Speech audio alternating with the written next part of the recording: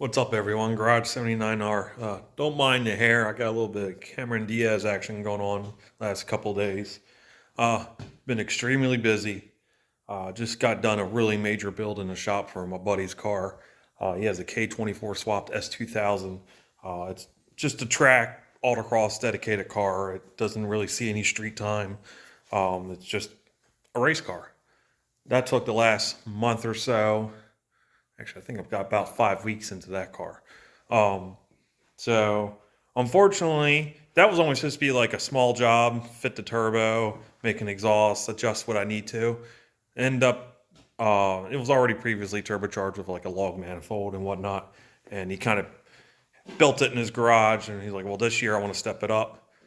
So got a bigger turbo and wanted to get a tubular manifold. He ordered a tubular manifold from a company, and it didn't even fit. It hit the frame, hit everything. Like it was nicely built, but poorly designed. So he had another manifold that he bought that he knew wasn't going to fit the car. He just bought it. It was like, I don't know, a good deal at the time. And I ended up basically taking that and just hacking that and harvesting it to make my own manifold that actually fits the car. So I did all that, and of course it just snowballed. And he's like, well, while you're there, let's talk about ducting the intercooler and whatnot. So I went ahead and did that. I sealed the intercooler exhaust, essentially like the outlet. You know, the air comes through the intercooler and then comes out. Well, I sealed that. I ducted that to the radiator, which I remounted at an angle, and then I ducted it out the hood. And it took a lot of time, a lot of fiddling, but I got it done, and it came out really good. He's doing some last minute little tweaks to it, and then I'm going to go take it tuning. And hopefully, we're racing in 2 weeks. We have another race 2 weeks after that. So, because that job snowballed, Earl's been on the back burner. So last year, I lifted the ringland in Earl, and I still think it was when I was messing with Zener diodes, trying to electronically clamp the map sensor to allow me to run a little bit more boost. Because I have an air-fuel ratio gauge on there. I know my fuel was good, and the timing on these are really lazy from the get-go. So I was only running 6 pounds of boost. But I did lean pop it a few times. I had the wrong diode in there, so it pulled fuel early. So anyway, the car runs, but it was hurt, and it was smoking real bad because that number 4 was down on compression. So I had like 208 and 210, 1, 2, and 3, and then 120 on number 4. I still ran the last event like that and still won, but you could tell the car was just a little off, and it smoked a lot more than normal. In fact, Ada was one of the people he's in the guy that owned the S2000. He was like, yeah, your car's smoking more than normal. I'm like, yeah, it's hurt. I know. But it's just funny because my car was always kind of like that car, the car that smoked, and then it was worse. So anyway, but because his job snowballed, it pushed getting this sorted way back. Because his job originally was supposed to be, 2 weeks, depending on waiting on parts and stuff. I had already pulled, so here's the replacement motor. It's upside down because I'm getting ready to put the oil pan on. That came out of the convertible that I originally kind of assembled, built for Dustin up in Canada. Well, when that car got hit, then we got another car, and the new car has a much lower mileage motor in it. This motor has about 161,000 miles on it. But the one in the replacement convertible, I think that car only has like 60,000 or something like that, or 65. So, kind of part of the trade of building him a whole nother car was I get the motor and some other bits like the rear axle eventually will come out of it before I scrap it. So that's what's going on. This is going in Earl right now. I'm getting ready to start pulling stuff out. As much as I wanted to use you can't really see it, but I have a Gen 1 5E up there. I really wanted to use that this year. That was kind of the plan, and make a lot more power with that motor, because the Gen 1 you can make about 250 on them without having to open them up. And then you have a lot more RPM too. A 5E DIS is dead by 5,500. 62, which is where the limiter is, the power's already fallen down, even with boost. It's just the design of the cams and the intake manifold. So Got to do a lateral move because I just do not have enough time to put a Gen 1 in and then fully tune it and sort it in time for all these events. So a lateral move, another DIS is going in the car, another 97 DIS, so it's a skinny rod. You can see how skinny these rods are. And that's how I found in Floyd. Depending on the size of the turbo, but Floyd with a KO4 at 18 pounds sends his rods out. I'm running a Garrett turbo on this.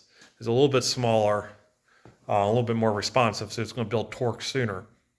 So I know I can't go to the moon with it. So I'm putting in a standalone eventually. I got a fish dog ECU from a company called Speedy EFI. I can't remember if I mentioned it in my other videos or not.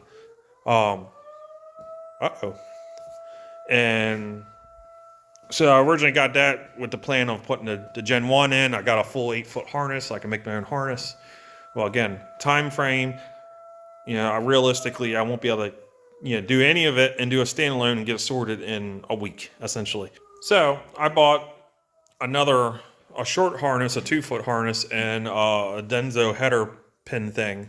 I'm going to attempt to make a jumper that'll allow me to run the aftermarket ECU when I have time to mess with it, but I can always fall back to the stock existing what I have going on, just in case if I don't have it figured out in time. I figured that's the safest way for me to kind of start learning how to set the ECU up, because I've never done an ECU from scratch. My only real experience with tuning ECUs is piggybacks. So this will be an entire new journey for me. And so that's what's going on. The jumper idea thing probably won't happen until later in April, because I just got to focus on make sure the car's running right and it's good to go. We got the one event in a week and a half, and then another event 2 weeks after that, which is the national tour. So I can't be experimenting then. And then in the months leading into the main season, because we have kind of a sizable gap until the next run of events. We have like 3 events, I think, in June. I'm going to try to get the ECU kind of boogered in there. I got a bigger set of injectors coming. I got some RX-8 injectors, and then I'll maybe get the intercooler on the car, because I really can't make big power without the intercooler.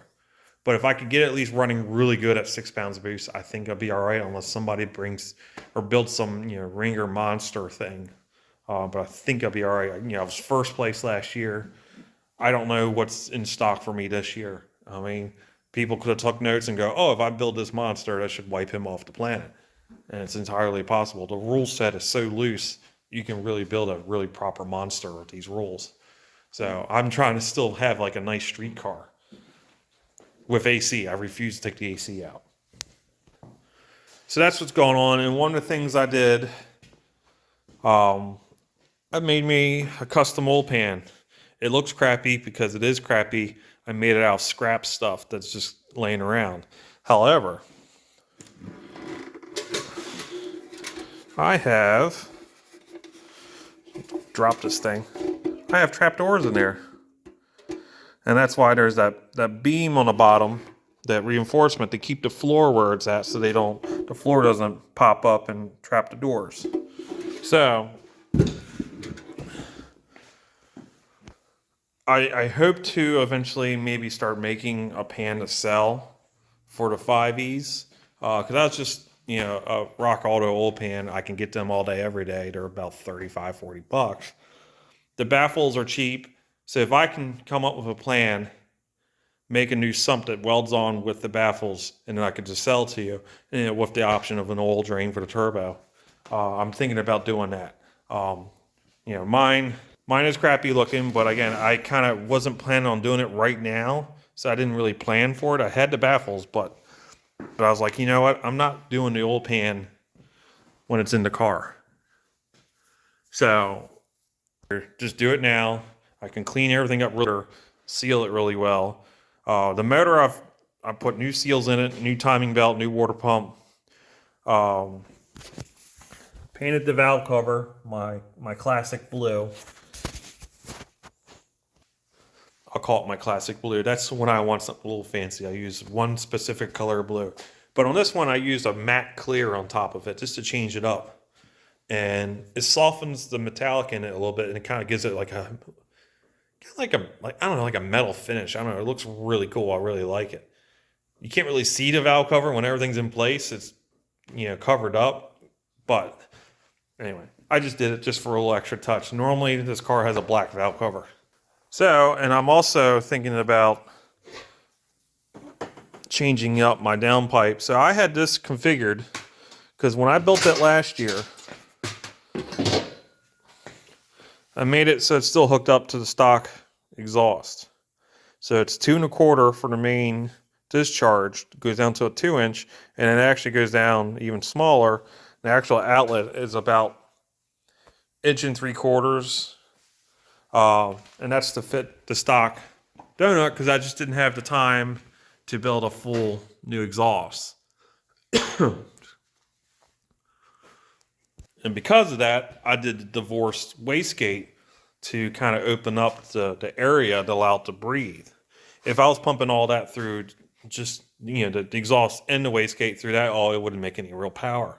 So I made a screamer. And I'm not a big fan of screamers, but it was the best solution for what I had going on at the time last year to build it and make it still effective.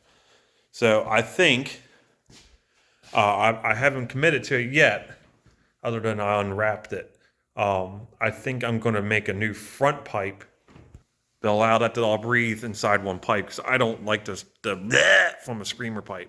So this is this 2-inch pipe that I put on the car like right after I put it together. And that's a little cheap little glass pack there, resonator. Really, it's not a resonator because it works at such a high frequency.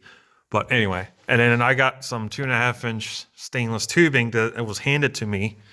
And I TIG welded it, back purged it, and I just kind of pied it by eye. This was some like Chinese stuff, so I couldn't really rightfully sell it to a customer. So I was like, I'll put it on my car, and if it breaks on my car, I don't care.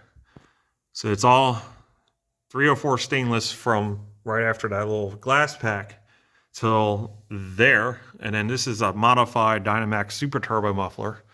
And I did the exit kind of like Turbo Dodge style. And then actually, so you got the feed pipe coming in here. And of course it goes around. I actually went in here and drilled 5 holes that are right at that leading edge of that turn.